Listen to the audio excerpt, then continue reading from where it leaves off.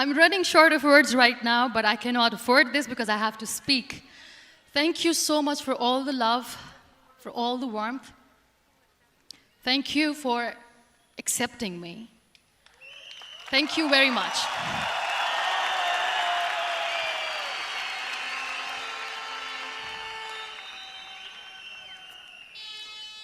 Well, I always start my talk with a disclaimer.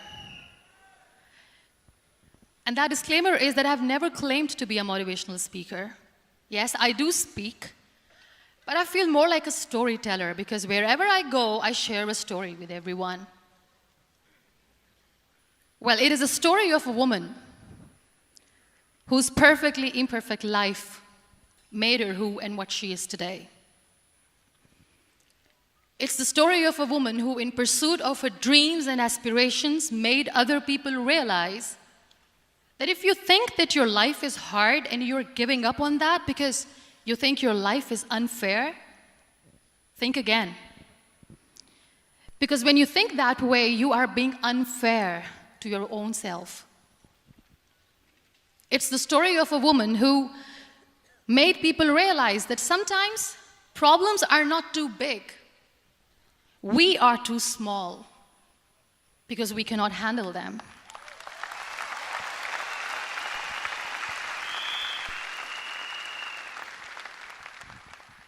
It is the story of a woman who with time realized that real happiness doesn't lie in success, money, fame.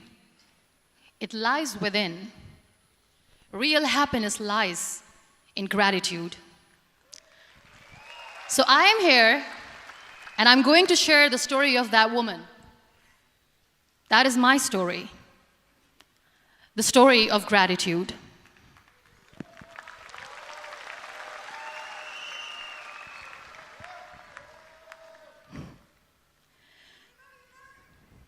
I love you too. I love you all.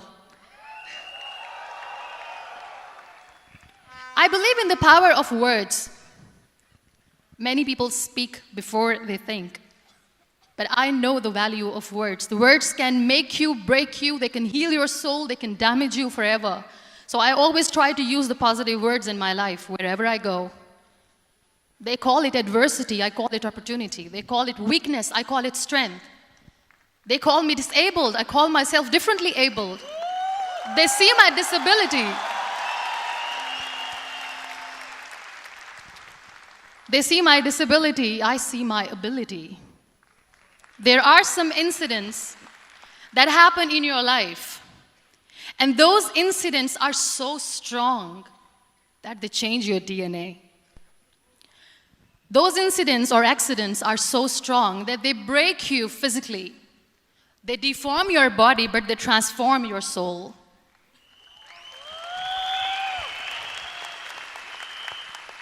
Those incidents break you, deform you, but they mold you into the best version of you. And the same thing happened to me. And I'm going to share what exactly happened to me. I was 18 years old when I got married. And this thing I'm sharing for the very first time on an international level. I was 18 years old when I got married. I belonged to a very conservative family, a Baloch family, where good daughters never say no to their parents. My father wanted me to get married. And all I said was, if that makes you happy, I'll say yes. And of course, it was never a happy marriage. Just about after 2 years of getting married, about 9 years ago, I met a car accident. Somehow my husband fell asleep and the car fell in the ditch. He managed to jump out, saved himself. I'm happy for him. But I stayed inside the car and I sustained a lot of injuries. The list is a bit long. Don't get scared. I'm perfectly fine now. Radius ulna of my right arm were fractured. The wrist was fractured. Shoulder bone and collarbone were fractured. My whole rib cage got fractured. And because of the rib cage injury, lungs and liver were badly injured. I couldn't breathe. I lost urinary bowel control. That's why I have to wear the bag wherever I go. But that injury that changed me and my life completely as a person and my perception towards living my life was the spine injury. 3 vertebrae of my backbone were completely crushed, and I got paralyzed for the rest of my life. So this accident took place in a far-flung area in the outskirts of a very small province, Balochistan, where there was no first aid, no hospital, no ambulance. I was in the middle of nowhere in that toppled car. Many people came to rescue. They gave me CPR. They dragged me out of the car. And while they were dragging me out, I got the complete transection of my spinal cord. And now there was this debate going on. Should we keep it here? She's going to die. Where should we go? There is no ambulance. There was this 4-wheeler Jeep standing in the corner of the street. They said, put her in the back of the Jeep and take her to the hospital, which is 3 hours away from this place. And I still remember that bumpy ride. I was all broken. They threw me at the back of the Jeep and they rushed me to the hospital. That is where I realized that my half body was fractured and half was paralyzed. I finally ended up in a hospital where I stayed for 2.5 months. I underwent multiple surgeries. Doctors have put a lot of titanium in my arm. There's a lot of titanium at my back to fix my back. That's why people in Pakistan call me the Iron Lady of Pakistan.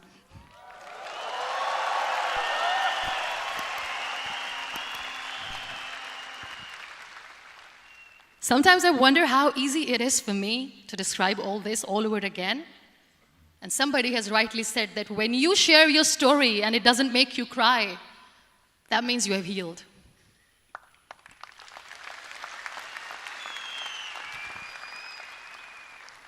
Those 2.5 months in the hospital were dreadful. I will not make up stories just to inspire you. I was at the verge of despair. One day, doctor came to me and he said, well, I heard that you wanted to be an artist, but you ended up being a housewife. I have a bad news for you.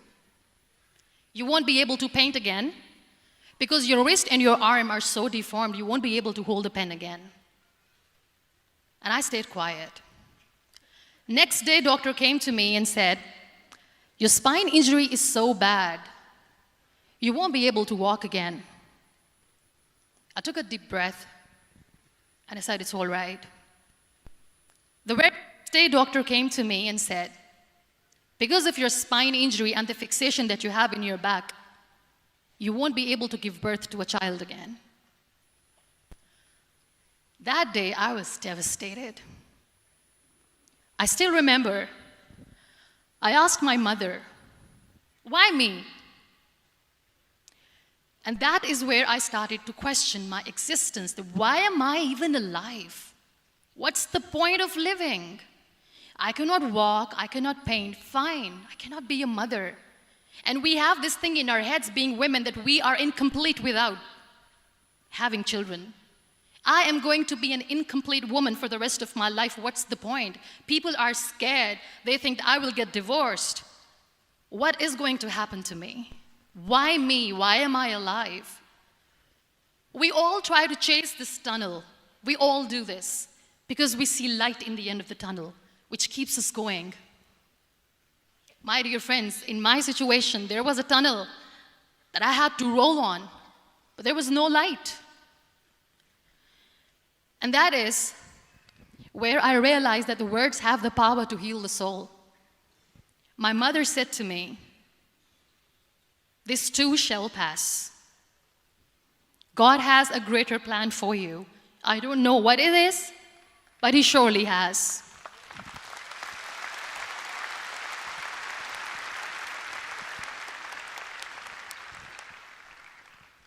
And in all that distress and grief, somehow or the other, those words were so magical that they kept me going.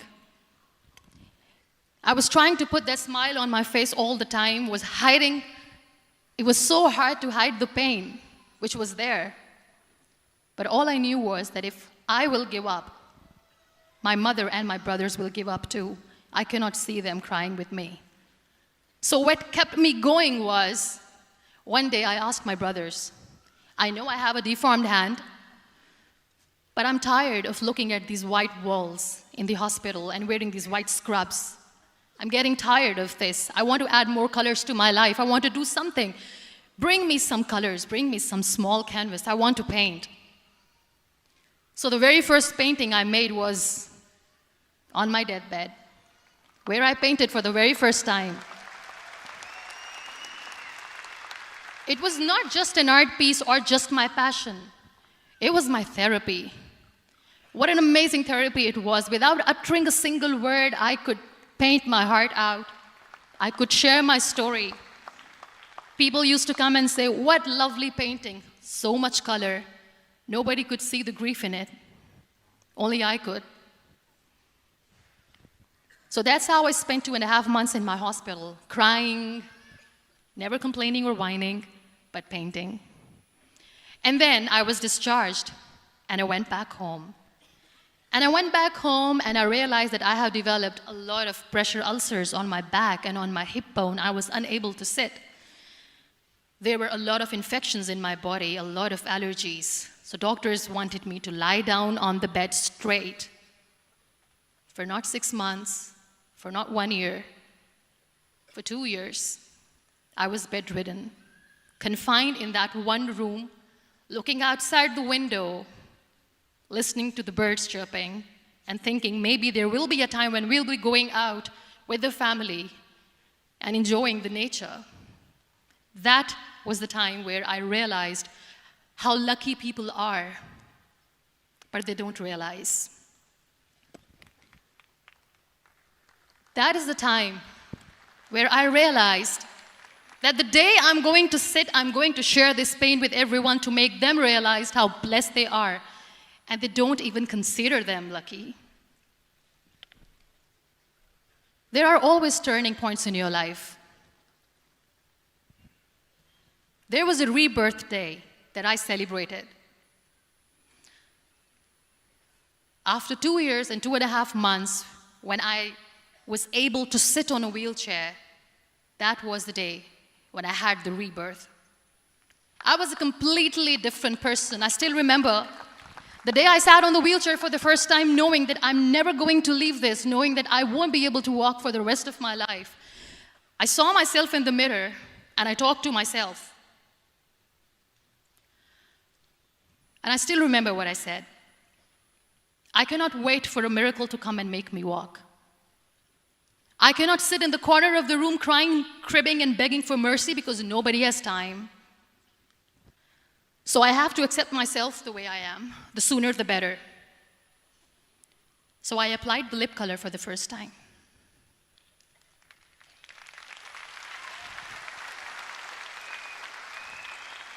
And I erased it. And I cried. And I said, what am I doing? A person on a wheelchair should not do this. What will people say? Clean it up. I put it again. This time I put it for myself. Because I wanted to feel perfect from within.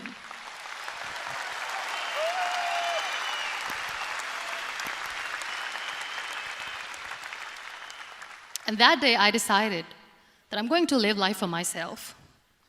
I am not going to be that perfect person for someone. I am just going to take this moment and I will make it perfect for myself. And you know how it all began? That day I decided that I'm going to fight my fears. We all have fears. Fear of unknown, fear of known, fear of losing people, fear of losing health, money. We want to excel in career, we want to become famous, we want to get money. We are scared all the time. So I wrote down one by one all those fears. And I decided that I'm going to overcome these fears one at a time. You know what was my biggest fear? Divorce. I couldn't stand this word. I was trying to cling on to this person who didn't want me anymore, but I said no. I have to make it work. But the day I decided that this is nothing but my fear, I liberated myself by setting him free. And I made myself emotionally so strong that the day I got the news that he's getting married, I sent him a text that I'm so happy for you and I wish you all the best. And he knows that I pray for him today.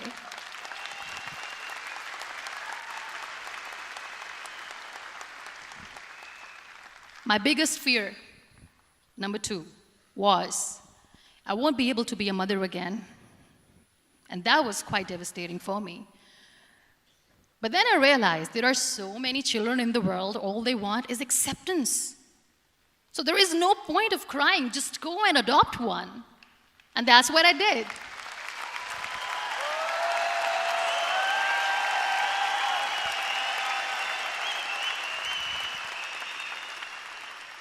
I gave my name in different organizations, different orphanages. I didn't mention that I'm on a wheelchair, dying to have a child.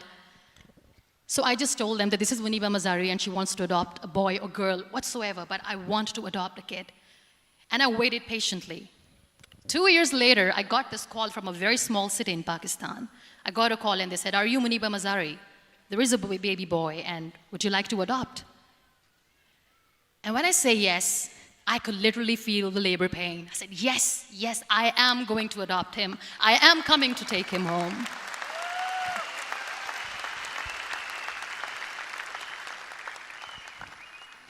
And when I reached there, the man was sitting and he was looking at me from head to toe. And in back of my head, I kept thinking that, oh my God, he is going to say she's on the wheelchair, she doesn't deserve it. How is she going to take care of him? And I looked at him and I said, "Do not judge me because I'm on the wheelchair." But you know what he said? He said, "I know you will be the best mother of this child. You both are lucky to have each other."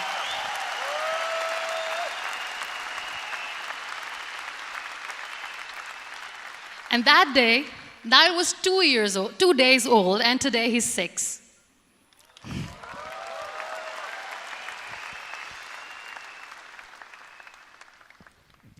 You'll be surprised to know another bigger fear that I had in me.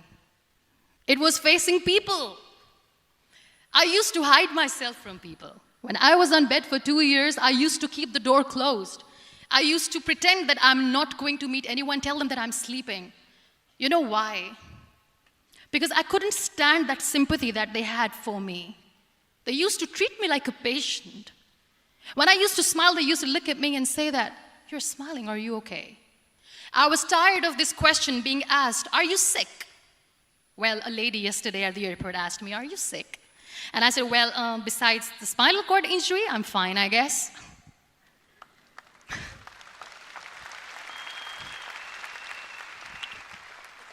But those are really cute questions. They never used to feel cute when I was on the bed. So I used to hide myself from people, knowing that, oh my God, I'm not going to see that sympathy in their eyes. It's all right. And today I'm here speaking to all these amazing people because I have overcome the fear.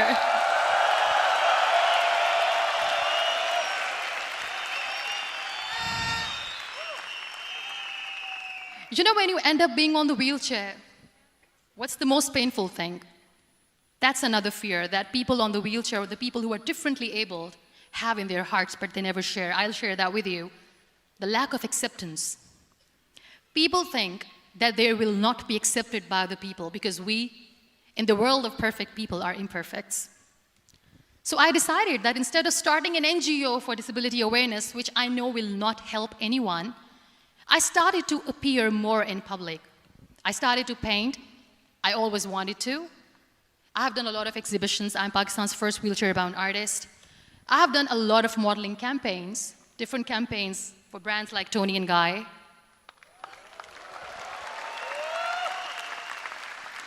I have done some really funny, breaking the barriers kind of modeling. There was this one by the name Clown Town where I became a clown because I know that clowns have hearts too. And then I also decided that if I really want to make the difference, I am not going to let people use me for their polio campaigns where they will make you a victim and an emblem of misery and mercy and will say that, you know what, give polio drops to your children or they'll become like this girl. I decided that I'm going to join the national TV of Pakistan as an anchor person. And I've been doing a lot of shows for the last 3 years.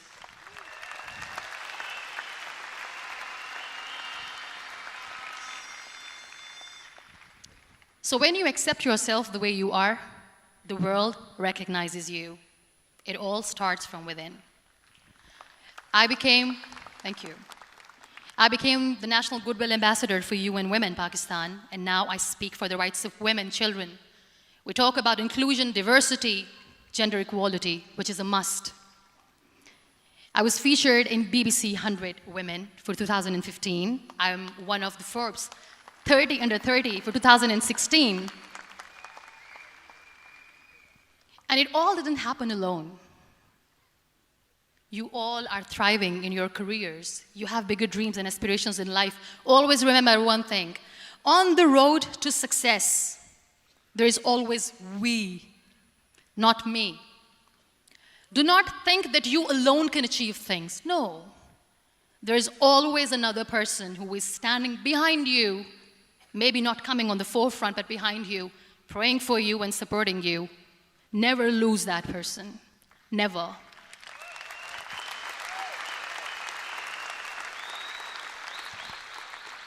No matter how much I say that I couldn't find a hero, so I became one, I still want to recognize those 3 people in my life who literally changed my life completely, and I get inspiration from them every single day. Waleed Khan. Many people know about the terrorist attacks in Pakistan. We have lost many people.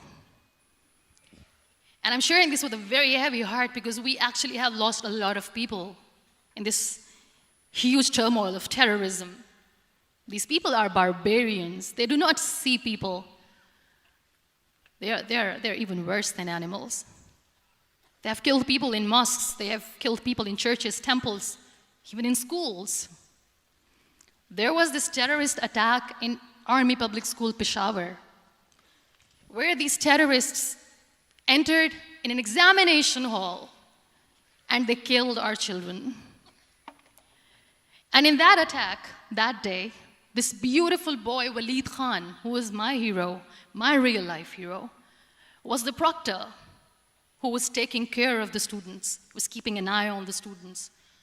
Those barbarians shot him 3 times in the face, 5 times on his body, and he fell down. I was asked to give a talk in the school after a week of that terrorist attack. With a very heavy heart, I went there and I spoke. We sang a few national songs. I thought that maybe I've done my part, but deep inside, it was killing me. I could see children injured. I could see children sitting on the wheelchairs, looking at me, wondering, what next? What was our fault? Just because we were here to give examination, we have been shot. So many people, so many children lost their friends. Their classrooms were empty. The next day they went to the classroom. So this kid, Waleed Khan, I was asked that he is in a hospital right now, and you have to go and see him and motivate him and tell him that it's going to be okay. And when I saw Waleed Khan coming on the wheelchair for the first time in front of me, face was all deformed. His leg was fractured, his arm was fractured. He couldn't talk, he lost his teeth. He cannot sneeze, he cannot smell. He cannot eat. And I kept thinking, what should I say? That everything is going to be all right? No, nothing is all right. And while I was juggling with the words, what to say, what not to say, this beautiful child, Waleed Khan, came to me and he said, "Are you Muniba Mazari?" I said, "Yes." He said, "Baji, let's take a selfie."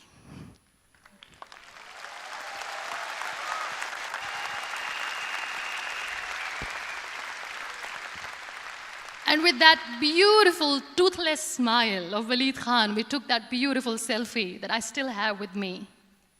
I don't share that here because he was in a very bad shape that time. And that is where I realized that when I was thinking too much about his deformities, he's happy with himself. He doesn't even care. Because today he goes in the same school, and when somebody asks him that, "What happened to your face? Why so many scars?" You know what he says? "These scars are my medals and I wear them with pride."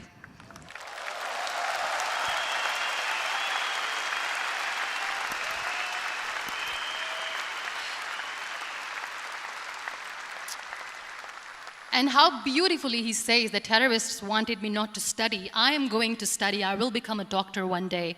And this is my way of taking revenge from those terrorists. Another real-life hero, of course, my son. His name is Nile, N-I-L-E, River Nile.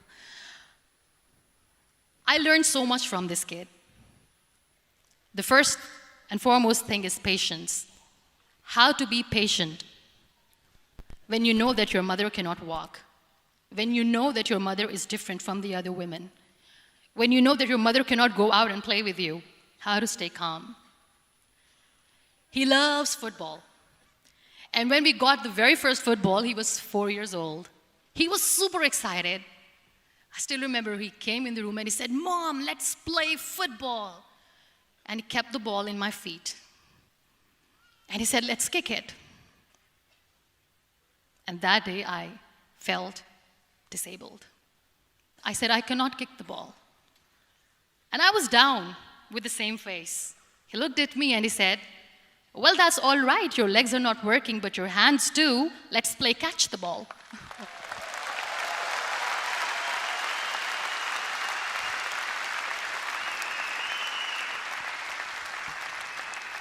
You know what? That day he made me realize that when you think your glass is half empty, come on, your glass is half full. It's all in here and here. Last but not least, the woman who made me realize that heroes have no gender. The woman who believed in me even when I was completely at the verge of despair, where everybody left, she was there. And every time I looked at her, without saying anything, she used to look at me and said, "This too shall pass. God has a bigger plan. And one day you will say that, oh my God, that is why God has chosen me." She never cried in front of me. She has always said that there will be haters, there will be naysayers, there will be disbelievers, and then there will be you proving them wrong. My mother.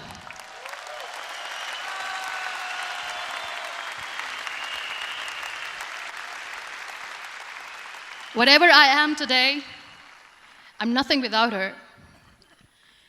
I'm nothing without her. Thank you, Mama. I wish you were here. Thank you for making me who I am today.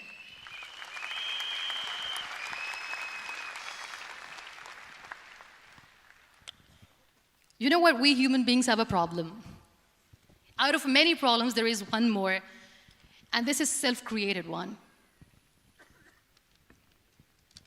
We always expect ease from life. We have this amazing fantasy about life. This is how things should work. This is my plan. It should go as per my plan. If that doesn't happen, we give up. So my dear friends, let me tell you one thing. I never wanted to be on the wheelchair. Never thought of being on the wheelchair. I was always aspiring to do bigger things, but had no idea that for that I have to pay the price to be where I am today. It's a very heavy price.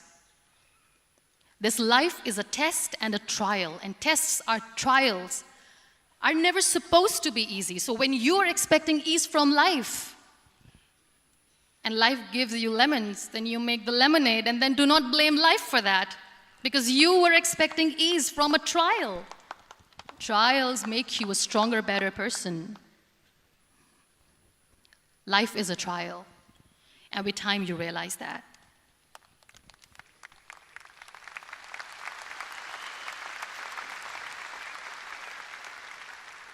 It is okay to be scared. It is okay to cry. Everything is okay, but giving up should not be an option.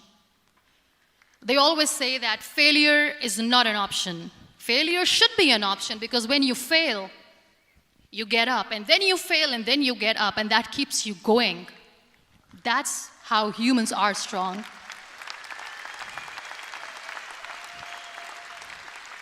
Failure is an option, should be an option, but giving up is not. Never. We have this thing in minds. We call it perfection. We want everything perfect. We want ourselves to be perfect. There is this image in our head about everything.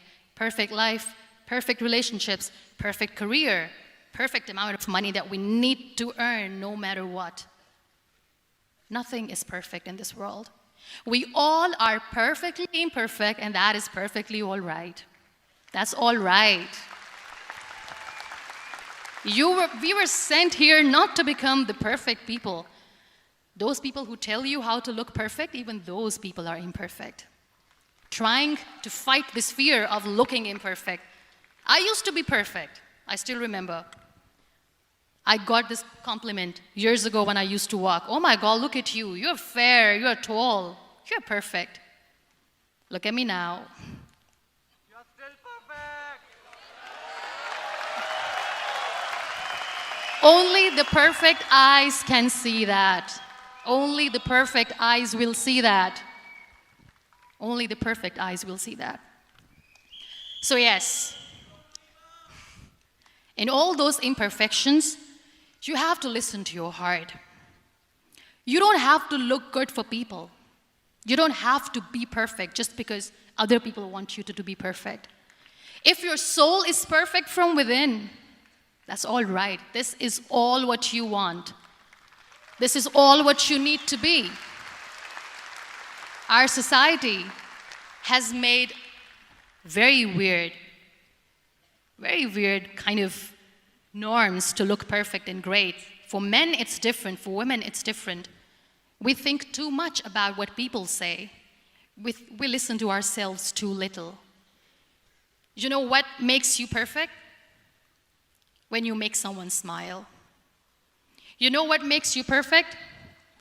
When you try to do something good for the people around you. You know what makes you perfect? When you feel someone's pain. And how beautiful pain is that it connects you with people. No other medium can connect you with others but pain. That's why I always say that I'm in pain, and that's a blessing in disguise for me. Today, just because I'm in pain and I'm on the wheelchair, I work for children. Being the head of CSR for a company, we conduct medical camps in far-flung areas of Pakistan where so many kids die because they don't have medical facilities. And I personally believe just because they cannot afford to live doesn't mean we'll let them die. So we give them money, we give them medical treatment, we try to heal their wounds, physical and emotional. And I also work for the beautiful people, we call them third gender, the transgender community of Pakistan. You know what connects me with them? All my imperfections. When I go and I hug them, they never judge me. And this very good friend of mine, her name is Bijli. Bijli means electricity. She calls herself electricity. And I said, are you electricity? She says, no, I'm lightning. I'm as strong as lightning. Because we have very bad power outage, so she doesn't want me to call her electricity. So she says, I am very strong. I'm thunder, I'm lightning. She came to me, and the first time I hugged her, she said, you are just like me. And I said, yes, I am like you. Because to people, we are so imperfect. So how beautiful these imperfections are, that because of these imperfections, you can connect with people. Then why are we all running after being perfect? What's the point?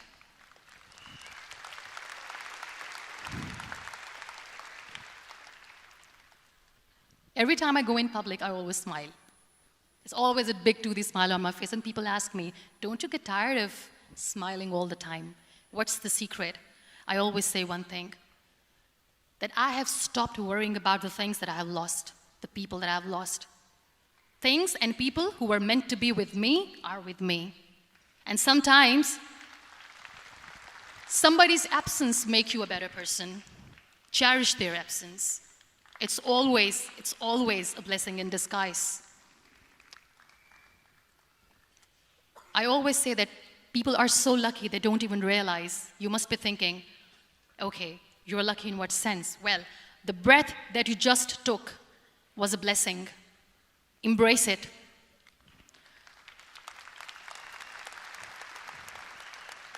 There are so many people in the world who are dreaming to live a life that you are living right now. You have no idea. Embrace each and every breath that you are taking. Celebrate your life. Live it. Don't die before your death. We all die.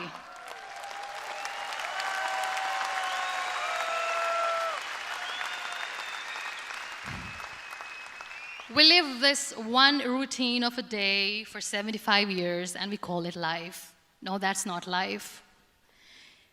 If you're still thinking why you have been sent here, if you're still juggling with the concept of why you are here, you haven't lived yet. You work hard, you make money, you do it for yourself. That's not life. You go out, you seek for people who need your help, you make their lives better. You become that sponge which can absorb all the negativity, and you become that person who can emit beautiful, positive vibes. And when you realize that you have changed someone's life, and because of you, this person didn't give up, that is the day when you live. Always.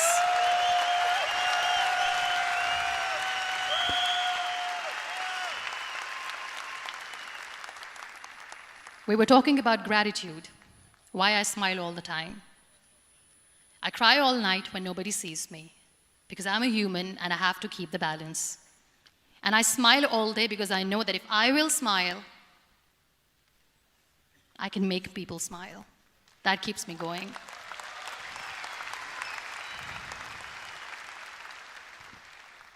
Be grateful for what you have, and you will always, always end up having more. But if you'll cry and if you'll crib for the little things that you don't have or the things that you have lost, you will never ever have enough. Sometimes we are too busy thinking about the things that we don't have that we forget to cherish the blessings that we have. I'm not saying that I'm not healthy and that makes me unlucky, but yes, it is hard. It is hard when I say that I cannot walk. It is hard to say when I wear this bag. It hurts. But I have to keep going, because never giving up is the way to live, always.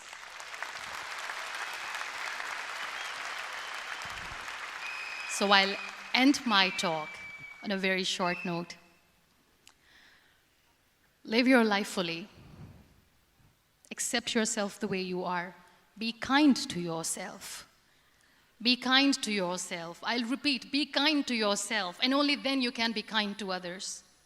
Love yourself and spread that love. Life will be hard. There will be turmoils, there will be trials, but that will only make you stronger. Never give up. The real happiness doesn't lie in money or success or fame. I have this all, I never wanted this. Real happiness lies in gratitude. So be grateful, be alive, and live every moment.